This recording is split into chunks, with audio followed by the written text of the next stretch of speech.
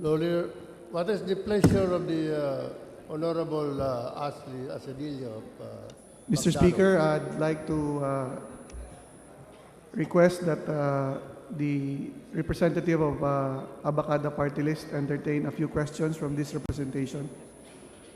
If you so Gladly. desire, Gladly, Your Honor. please proceed. Thank you, Mr. Speaker. Thank you, Representative De La Cruz.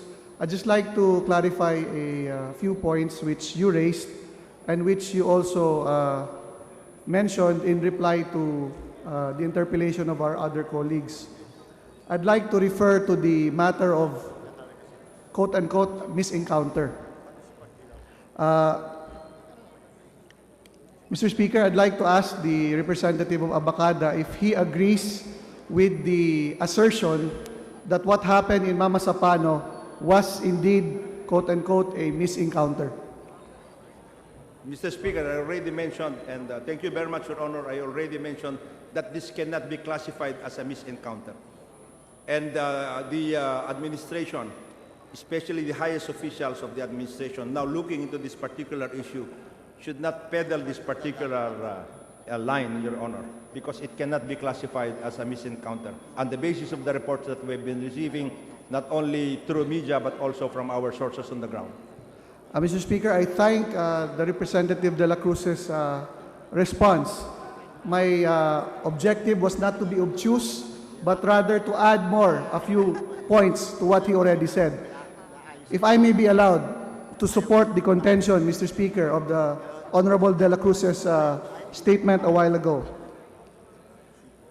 This, I believe, might constitute a logical explanation as to why what happened in Mama Sapano was not a misencounter. Mr. Speaker, a misencounter happens when, after a few bursts of fire, or even a few sustained exchanges of fire, say for a few seconds or a few minutes, the contending forces can already detect that they are engaging a friendly force.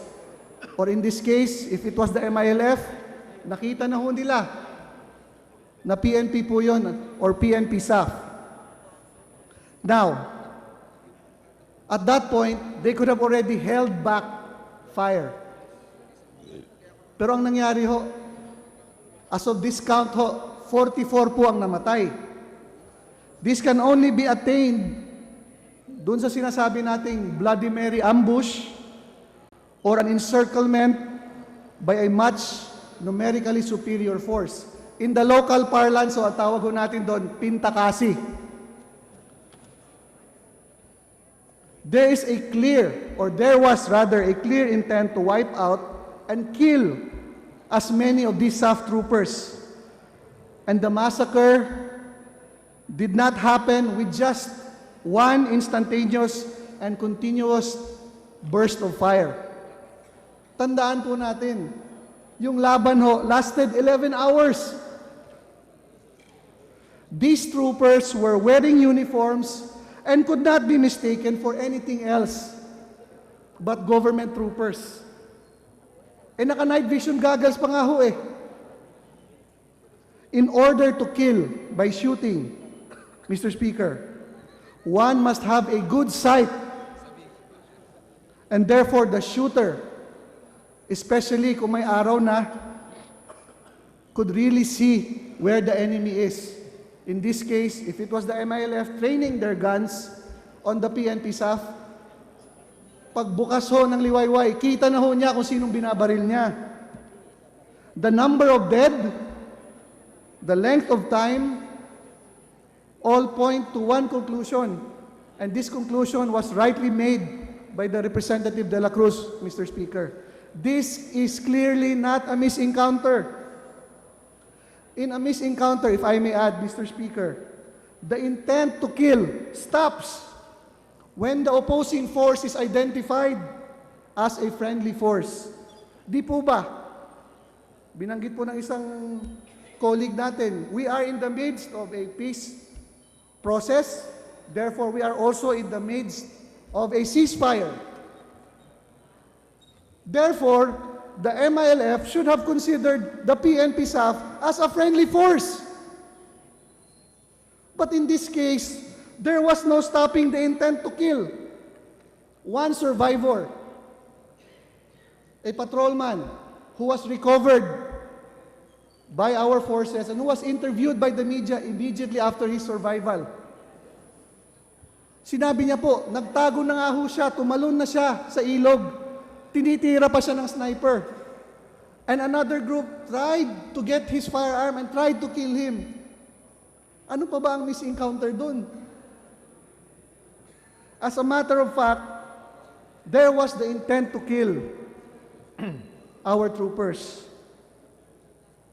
It was an encounter, not a misencounter. An encounter between two opposing forces.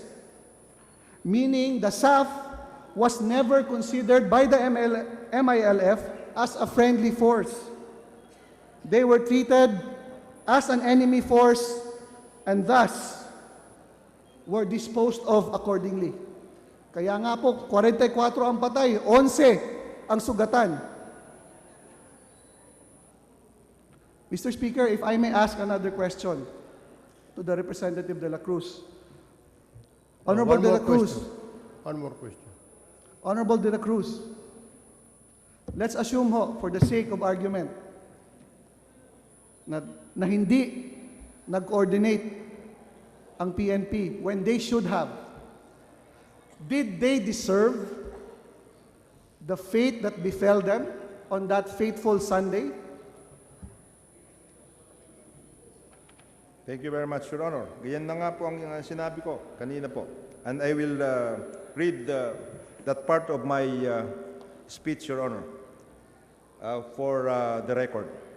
What does it matter if there was a lack of coordination between the SAF and the MILF? The MILF is not a government entity. It is not a legal entity, period.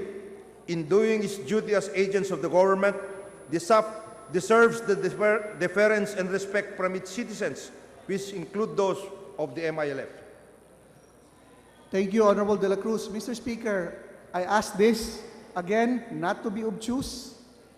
I ask this, Mr. Speaker, because precisely the point we're trying to make here, assuming na lang na hindi ho nag-coordinate ang PNP, ang gagawin ba ng isang partido na kausap ng gobyerno sa pangkapayapaan, uupakan niya ang tropa ng gobyerno?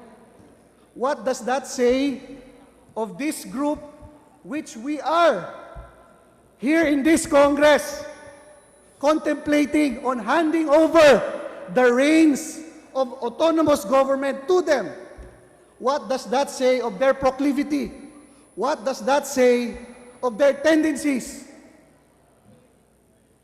Mr. Speaker,